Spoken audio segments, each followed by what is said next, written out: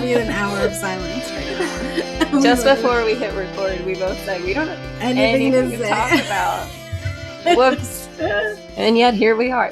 We've had some comments that say, like, not everyone should have a podcast. And, they are right. Too bad they can't control us, and they have no choice. Women can't be stopped. Yeah. That is the way in which we are feminists, because we are simply going to persist in doing whatever it is. What dudes do. Yeah. Podcasts are for dudes, but not anymore.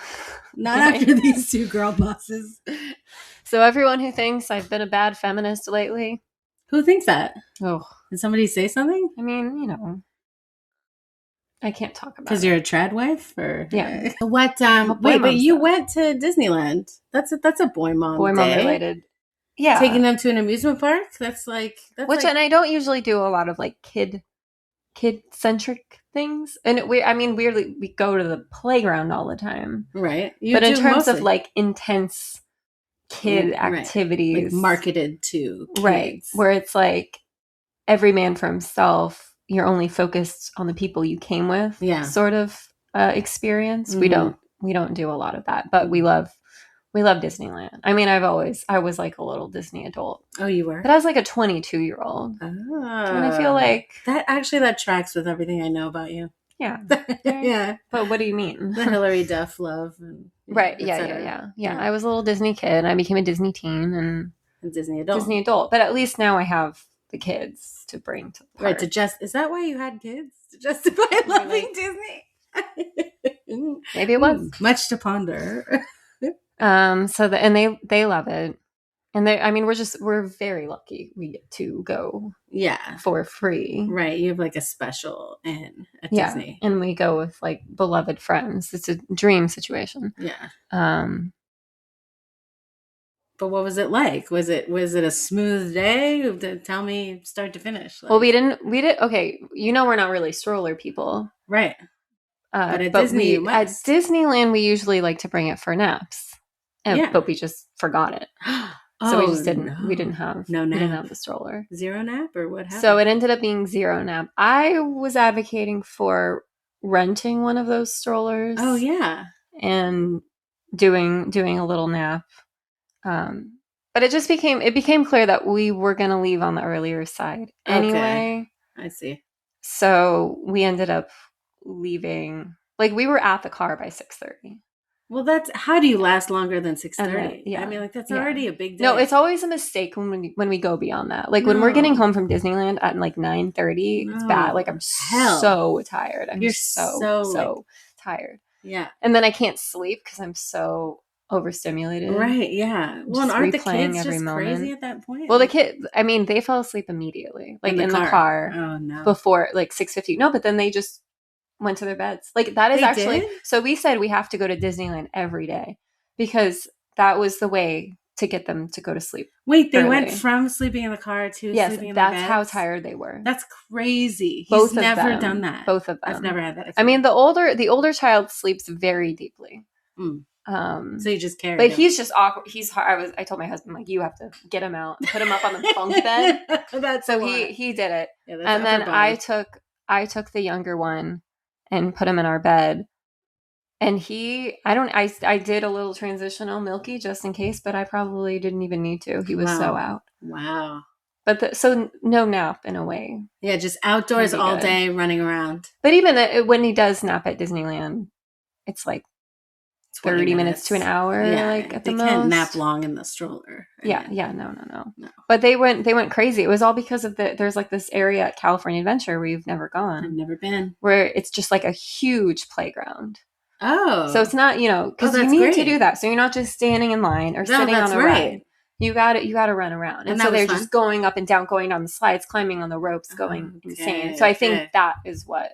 That's what knocked them out. It's like a new, big, crazy playground. Yes. And also that they're probably so overstimulated, they need to like get all the exactly. No, kids need to do that. They have that. And then at Toontown, there is also, we didn't go to Toontown this visit for once, but there's also a playground there. But the California Adventure one is a lot more spacious much better and like fewer people. Oh, okay.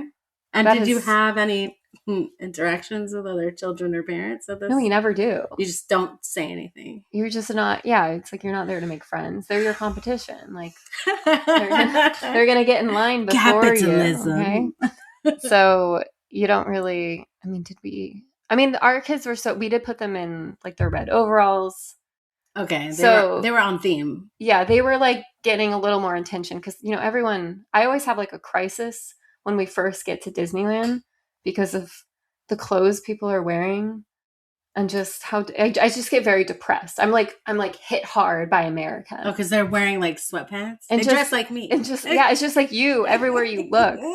They're just like wearing t-shirts, just like like shirts that say like, go away. What do they say? No, just Adidas? Like a lot of I'm fluent in sarcasm, like a lot of that kind of shirt that really just brings me down. And they're just everywhere you look. Okay, so you're just like America's horrible. You have a crisis. It hits me hard when I first get there, and I have to like get used to it. It's people not from LA. Right. Yeah. No. It's sort of like when I go to Arizona and I'm just like. I remember, when I went to Alabama with my husband and we went to a Golden Corral, and I was just like, wow, t-shirts are what everyone wears, which like I guess makes sense, but it seemed so much like, I guess everywhere you go in America, there's kind of a uniform. Like Portland, they're all wearing these like jacket vests. I don't know. There's just things that you're like, that's what people wear in that area. But then in a lot of America, it's just intensely like t-shirts from Walmart. Like, you're just in sweatpants and athleisure. But what I was going to say is that the kids are dressed a little bit cuter. Like they're not just wearing some generic Star Wars shirt. Right. It's Target. A big day. It's like they're wearing their overalls. Like I want them to look fun, like fun kids, not just, like they dressed up for the moment. Like it's a big day. Not just pictures or clothes that have pictures of the characters. Right. Well, maybe they just can't afford anything else. I mean. No, but they're buying, I mean, surely that's true. But they're paying to go to Disneyland, which is like crazy. Some people who are like no money save up I know. to go to Disneyland. What do you think about that? Is it worth it? They can go to Europe. Not now. No. It's changed. No, I'm like, you could just pay to go to a real place. I mean, I'm kind of anti-travel just in general lately. But interesting. You could just go to an actual place. And I'm also like, we literally live in the neighborhood that inspired Disneyland. Like the Griffith Observatory is Tomorrowland, the little Ferndale Nature Trail, that's Adventureland. The trains, the merry-go-round. I mean, you get in for free. And I love it. I do love it. So, you're at Disney. And they love the Dole Whip. Oh, and the Genius thing. So you know how we've been so anti-sugar lately?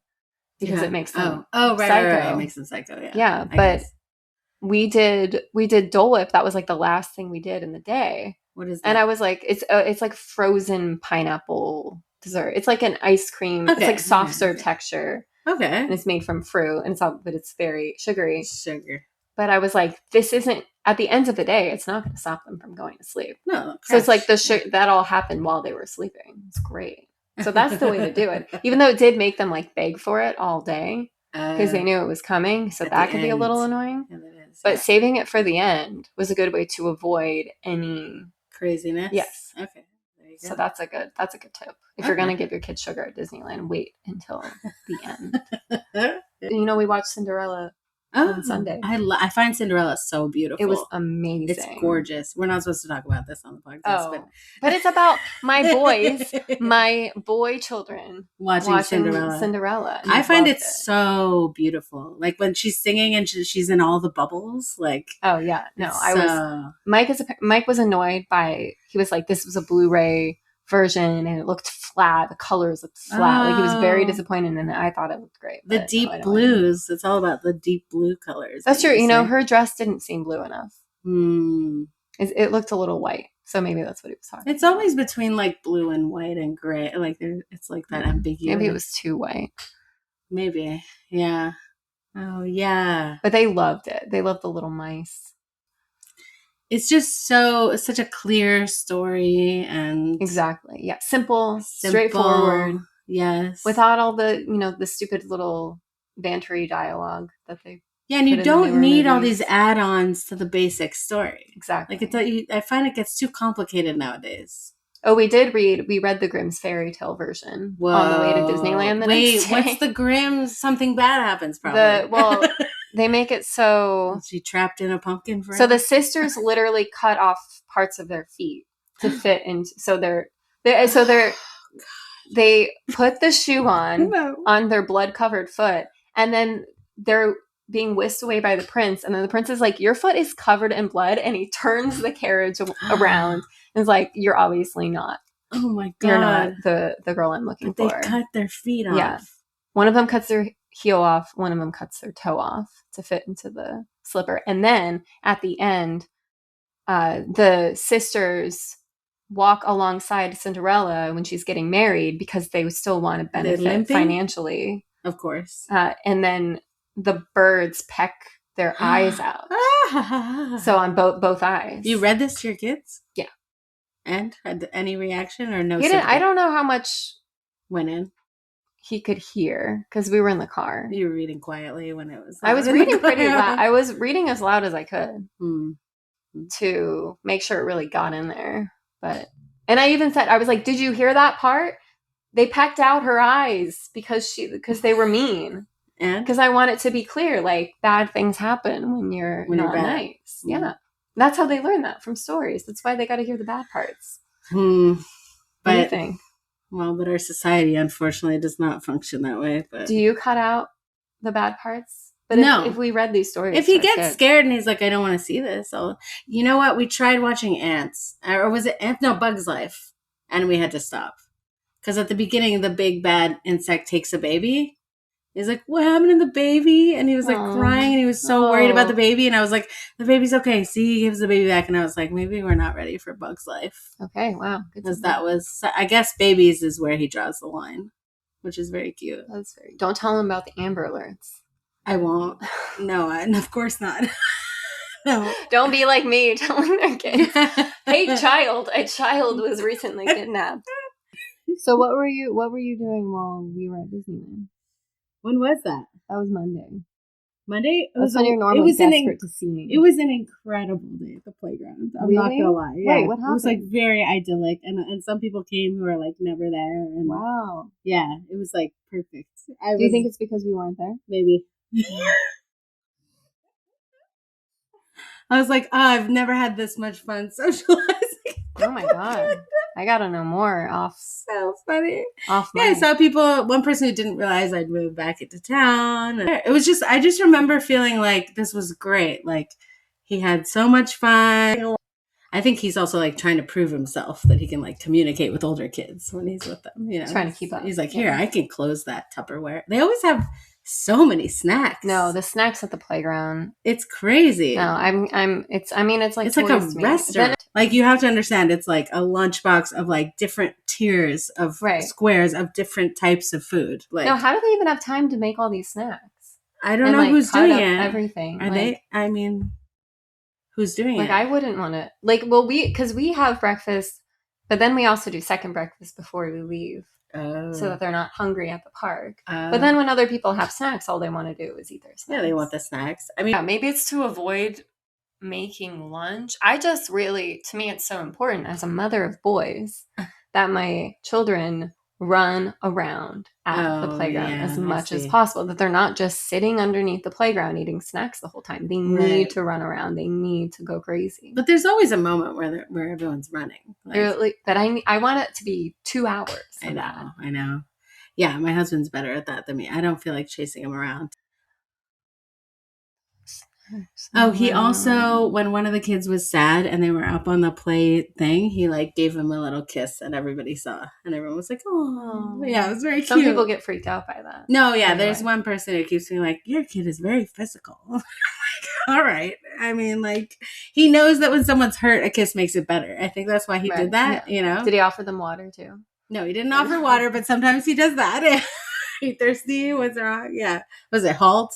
Hungry, angry, lonely, tired? Whatever. What? It's like why someone's being upset. Have you never heard that? No. Oh, it's like Is this a TikTok thing? No. I don't know where I first heard it. Halt? Yeah. Hungry? Angry, lonely, tired? I don't know. What does that mean? What? I don't know. It's like why you would be upset. Like, well, sure, if you're angry, you would be upset. I know. Now that I think of it, it actually makes zero sense. Yeah, I don't know. Maybe it's why you would do something unhealthy. Like, maybe that's. I would understand if it were about being hungry or tired. Yeah, see, those make sense. Those are the explanations of being angry, right? Or angry sad or lonely. Yeah, I don't know about angry or lonely. Lonely, like they need connection. Maybe, yeah. Angry, maybe they need to like tell you why they're mad. I don't know where I heard this or where it's coming from, but these things, the way we maybe. consume And also, is the last days. one tired or thirsty? I mean, it's just tea. Maybe I got it wrong. I feel like hungry and thirsty should be in the same. They're in the same category. Yeah. Although my mom would always say, "You're not hungry. You're just thirsty." She's an almond mom. Have some water. Oh, one thing about the snack thing. Yeah. I am against. I don't like the parents who interfere with the children's play. It drives me crazy if a kid is happily playing with another kid, and then the parents suddenly, and they're playing nicely. There's no signs of halt. Yes. No signs of anger or whatever. And then all of a sudden the parent is like, "Do you want a snack? Do you want to sit down?" And I'm like, they're playing right now. It ruins everything. Why? And then the other kid wants a snack. And then the whole thing's out the window and no one is playing anymore. No, I know. And they're just having snacks. The interfering when what is it? I hate the interference. I heard when he was really little, somebody said, "Don't try to make a happy baby happier." Yeah. Just leave them don't alone. Stop what they're doing. Yes. Just let them stare at the seashell or whatever. They don't need improvement. Yeah. And I see a lot of that. I think maybe more in New York, where people would be like, "You could play with the toy this way." It's like, just leave them alone. Like, why do they need to play? They need to learn to figure it out. Well, because you get in little kid mode and you're like, "Well, I would play with it this way," and you want to like do it the way you would play. Your competence. Whatever. Yeah, I don't know what it is, but yeah, it's never a good idea. It never improves the situation, and they never want to play with it your way. Right, and you're going to be doing it wrong. Like whenever my older child tries to get me to like play pretend stuff with him, I always do it wrong. I'm not in that phase yet. Well, isn't part of that just being able to boss you around? Like, just like, "No, Mama, you're this character." Maybe. Right, that's his way of controlling. Maybe, I don't know. It's like the one opportunity. Well, then I'm not going to do it even more. There you go. He can't control you. What can we control? We give him options. He's learned the word options recently. Oh, options can be bad. Because I've been like, those are the options, not that other thing. You have the option between this or that. Okay, and you're He's like options. Yeah, he's learned options, and we taught him also. Well, you're not going to want to talk about this on the podcast, but we taught him private parts. Okay. Yeah. Like just the phrase private parts? Yeah, and that nobody else can touch anybody else's private parts. Like, we're trying to like establish some boundaries, because he's constantly kicking my husband in the nards. He knows the word nards, which is bad. Would you say that's a word? No, but my husband's always like, "Oh, my nards," and now he knows nards. Like, it's so bad. I know, it's not good. He's gonna learn to speak in epic millennial vernacular. No, I know. He'll be like, what is it, the doggo? Oh, doggos. He's gonna say doggo. I don't even like kiddos. I don't like kiddos. What else could I say? So all you've told me so far is you had a wonderful time without me. What did you do in the afternoon on Monday? I remember afternoon being a challenge, but I don't remember what we did. What did we do? We might have watched movies. Nope, can't. Oh, we can't talk about that. Don't even say the word. Sometimes I have friends visit in the afternoon. Oh, we went on a little walk with my friend in the neighborhood. Okay. How are your childless, if we're allowed to say that word? Child-free. No, because child-free. Well, wait, isn't it child-free? Like you're like choosing, like, I don't have kids. I'm child-free. I picked the child-free life. Right. Whereas childless is just saying you don't currently have a child, but it doesn't mean you're choosing that forever. Well, but you're not supposed to say the word less, right? Because it means you're less. Yeah, but really, that's just how language works. Friends who don't have kids. Friends who don't have kids. Is that or have chosen? So how are your friends who don't have kids with your kid and like They're cute. I mean, it's great. I mean, I guess they potentially don't understand things about scheduling, but other than that, like, or maybe why I don't want to bring them certain places. Sometimes. Oh, like where? Well, there was one friend in New York who was like, come over to our place. But I'm like, I know you have a lot of nice stuff in your place. And like, I don't want him coming in and just shattering everything. Right. Or you're spending a whole time just on edge. Yeah, just worried. Like, I'm like, I don't need to go into your nice adult apartment right now with my 2-year-old. So I just refrain and it might not make sense in the moment. And I don't think I remember before I had kids being like, why does the nap matter so much? You know, you have to schedule around the nap. Yeah. And now I'm like, oh no, it's very important. Yeah. Right. Because it determines the rest of your day. It determines if you're going to be miserable. Yes. You and your kid. Yeah. Both of you. No, it's extremely. You need, first of all, you need a second of them being asleep. I don't know. Okay. I don't think you have this, but maybe you do. But I have part of my brain that is completely dormant until he goes to sleep, that I like can't access while he's awake. That's gotten better for me. I feel like I can relate to that, but it has. It's like there's energy that resumes once he's asleep. Yeah. I mean, I'm certainly relieved. Yeah. In a lot of ways. When they finally, because I have to get 2 of them to go to sleep. Like, imagine double. It's a large feat. I don't know how you do it. No, I don't know how you do it. Last night they were both on either side of me in the bed, falling asleep at the same time. Whoa. And I was just, but it was also the best feeling in the world. Right. And, it's just like, and they're out. When it works, it's great. And then I have to untangle their limbs from around me. Right. It took at least an hour for him to go to sleep last night, of us being like, no, it's sleep time. Also, we've given him his own bed now, so it's like, and we let him practice. He's not really ready to sleep in it yet, but sometimes he wants to practice going to sleep and us saying goodnight, But then at a certain point, we're like, okay, we're done practicing. Like, you'll be back in that bed. It's not working. He's not going to actually go to sleep in that bed. Yeah. It's just a reason to stay awake, Right. So right now he's using it as a... Yeah. So we let him practice like maybe 1-2 times. But at a certain point, I just, but then it's like you get in your head, you're like, am I trapping him in my bed? But I need him to go to sleep, Well, could you do Milky in that bed? I don't want to. It's a single bed. Yeah.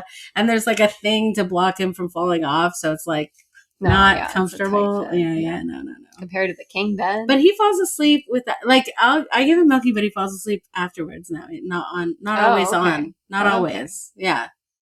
Sometimes he just wants to chat a bit and then get comfortable. And then at a certain point, when he's quiet, I count backwards in my head from 100. And if I get all the way down to 1 without him talking, I'm like, okay, he's asleep. Well, let's talk about them being physical with other kids. I mean. Oh, yeah, because I had that one interaction. You've been told that your child is very physical. Also, he was like, him and another boy were hitting a kid. And then I was like, use gentle hands. And then the other parent was like, or maybe just don't touch him at all. I was like, but kids are going to want to touch. And all of the kids were boys in this scenario, right? Right. Yes, they were. Like boys, that's just like what they like to do. And then you have to, I feel like it's more productive to remind them not to hurt each other. Than it is to abstain completely. I mean, abstaining completely. I mean, how much learning comes from them touching each other? I mean, I just don't know anything about the research. Like, must they touch?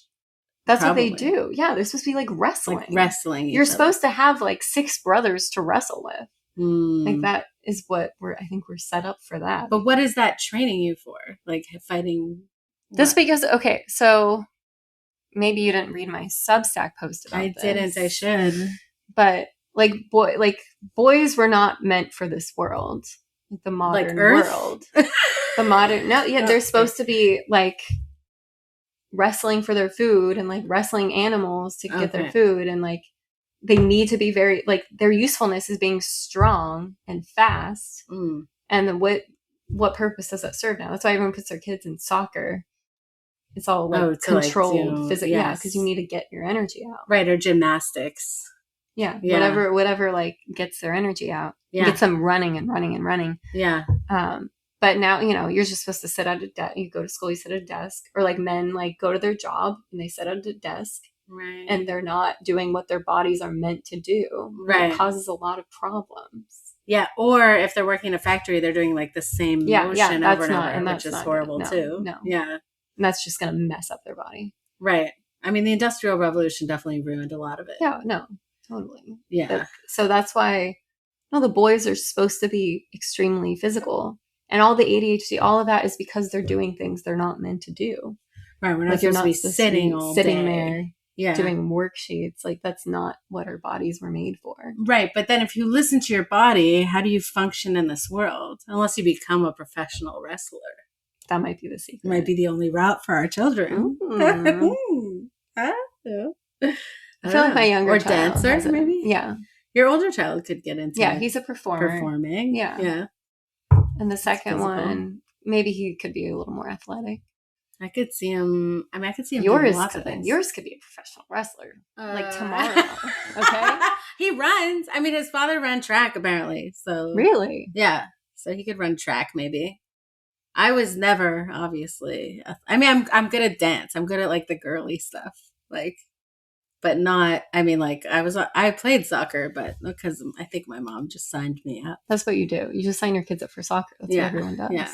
But I was defense. So I was good at defense, but nobody cares about the person doing defense. Like, I mean, the whole soccer thing. So that is what everyone does to get their kids running around. Soccer specifically. And like teamwork. Yeah. You're supposed to teach them teamwork. Right. And less head injuries. It becomes such a thing though.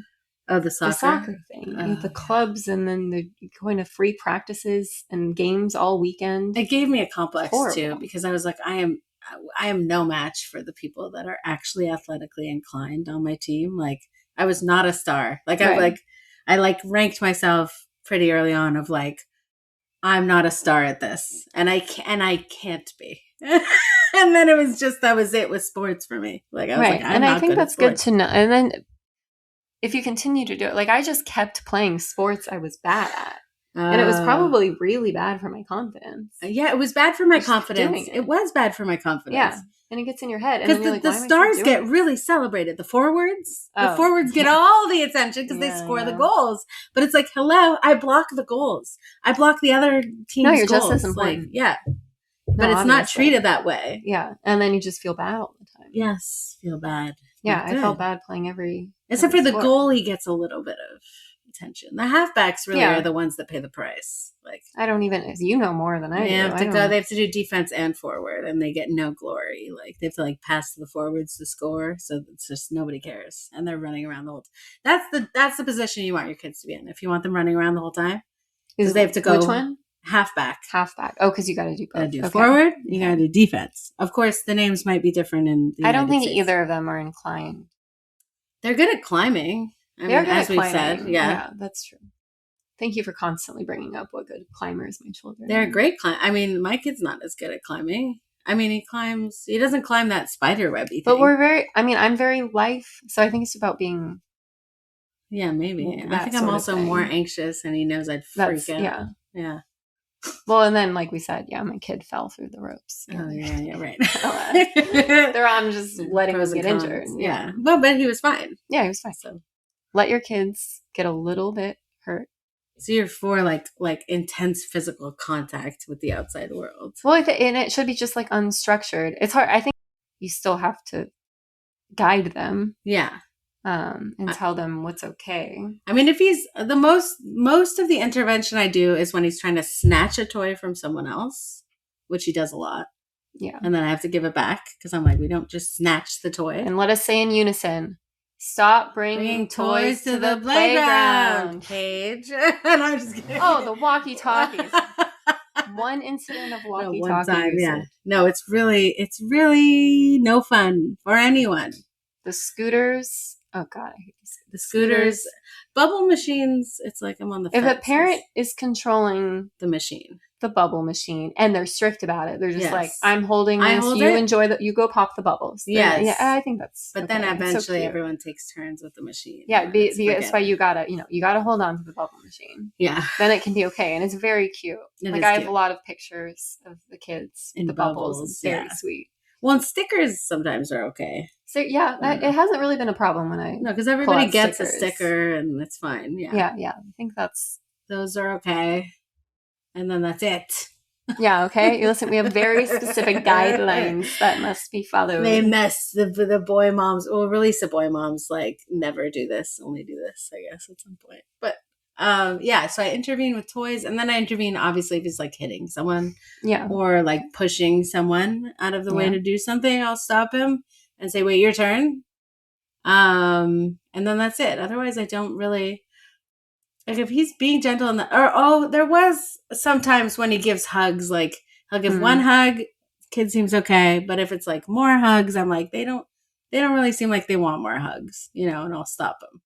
Okay, so that's how you, you can be like, look at their, so look at their body language. They're closed off, like they're not seeing how they're responding. Yeah. So, which probably they've noticed, and they're just experimenting with what happens if I do it. Right, anyway. The boundaries. Yeah. So, but I do point that out. I think it's mostly for that other kid's parents' benefit, for me being like, I'm validating that this other kid doesn't want a hug right now. Right. Like, yeah. It's not really. Because usually the parent is right there and is like, yeah, I don't think.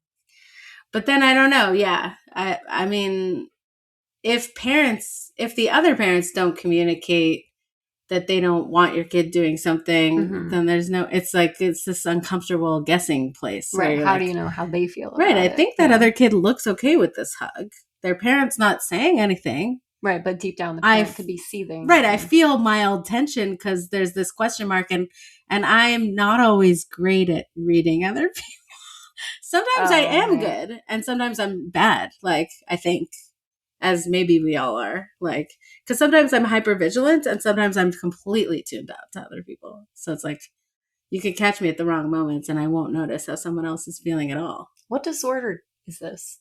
What do you have? It's ADHD. Where you were either very in tune and very aware, or just completely totally checked out. Yeah. I shouldn't talk about it so much because people don't respect people that it's real. Yeah. But it's fine. We don't have to work together, so it doesn't matter. I mean, aside from the podcast, but has your ADHD impacted our? I mean, I think positively. I think I think you're. Yeah, we've maintained like a bit of a schedule. Yeah, pretty good. And I also just don't pay any attention to whatever you do. Oh, on social media. Yeah, it's not bad. I'm not bad. Yeah. I mean, I'm not like probably a normal person would have that all scheduled out and organized, but I did more random. But okay, I don't think it matters. It gets done. I'm not looking at it. It gets done. Yeah, I mean, social media is kind of built for someone with ADD because this is all dopamine. It's like fun for someone with ADHD. I see. Okay. It's not healthy. Yeah, it's bad. It's not good. It's not it's good feeding. For me. Yeah, it's making the problem worse. I mean, and we're not getting a lot of likes. There is honestly no point in doing any of it it's like 5 people every time liking any of our content. Is it worth it? But some of them I don't know why we're doing it. I don't know how many of them translate to actual listeners. But probably somebody, well, let's say if we take the ADHD out of it, probably somebody more organized would like have some kind of information somehow of like, do people who see us on social media translate to actual listeners? But I have no idea. How would we even know that? I don't know. There's probably a way. There is a thing that says clicks on links, and you can see if people click on your links. And is there a link in the bio? Yeah, there's 2 links in the bio. Okay. It's to the Spotify and the Apple. Oh, but we don't know if people are clicking those. We don't know if they're watching the stats, but it's like, how honest is Meta going to be? I don't know why we're doing any of the social media. The social media? Well, it's to get strangers to know about the podcast. Like, And then maybe 1 out of 100 would listen. Yeah. But it's like, but every listener is very valuable right now. You hear that? You're very valuable to us because we have like 15. Yeah. So it's like one more is like a huge jump in percentage. Yeah. And every single one, if you tell your friends about it, could be exponential growth. So we just want to connect. We're doing this because we want to connect with people. No, we're doing this because we don't want to get a real job. But also, we're not making any money from this. No, of course not. So, yet. Well, yeah, maybe one day. Maybe one day. No, we're doing it. Why are we doing it? We're doing it for fun. Because we haven't heard voices like ours. Yes. We're making, we're being the change. Yeah. Yeah. Because I look pretty hard for content that's relatable. Yeah. And I haven't heard of a podcast like this where it's like the gory truth. I don't know. I always think it's bad, and then I listen, and I'm like, no, it's great. Oh, I think I've listened to our podcast before, and I thought it was bad. Oh. And then I listened to it sped up, and then I thought it was brilliant. See, that's ADD. That's I'm not hearing it fast enough. That's for ADHD. If you have ADHD out there, if you play things at double the speed, you will intake the information much better. Oh. Do you think your child has ADHD? Yeah. I don't know. We'll see. He's too young to know. He's too young to know. I mean, like, if it's true that it's genetic, then odds are not in his favor. But it doesn't. I don't know. I'm not an expert. I have no idea. Yeah, I don't even know how. I mean, he started spinning. You get diagnosed. Like spinning.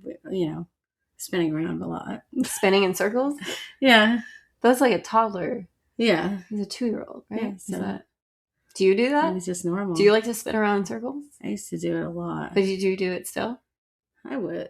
I mean, I don't do drugs anymore. Maybe I should just spin around. Do you find, and this seems common among mothers I've talked to, do you get a lot dizzier, a lot more quickly than you used to? Yeah, but I thought that was my physical problems. No, I can't spin around. Oh, yeah, like rides and stuff, I get much more scared. Or even just, like kids like to be spun around. Yes, yeah. And I can go around one time. Well, what helps is you spin the other way after. And then just go back and forth. I learned that in dance. Yeah. Okay. In ballet, that's how you spin the other way after. But you could also do spotting, like in ballet. You pick a spot on the wall and then you whip your head around and look back at it. That's how they turn. You always see their face and then their face like whips around after their body. That helps with dizziness. But no, I told you, one of my first symptoms that I knew I was pregnant was vertigo. Oh. Yeah, where I was like, oh my God, I was like falling towards like the side. Like everything was really wonky. And I was like, something's wrong. But I thought that was just because I have something's wrong with me. Well, I'll be rooting for that to happen again.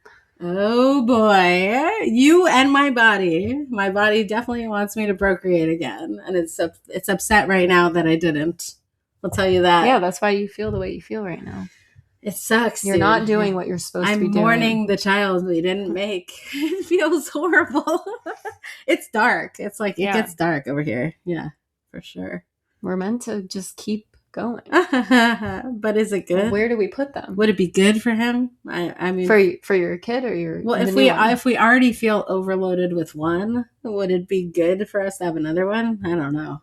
Maybe it would be the solution. A child is always a solution to a problem. Oh yeah, that's what they are. Is your marriage failing? Have a kid. Have a child. Yep. And look forward to more advice from us on the next episode of Boy Moms. We'll help you.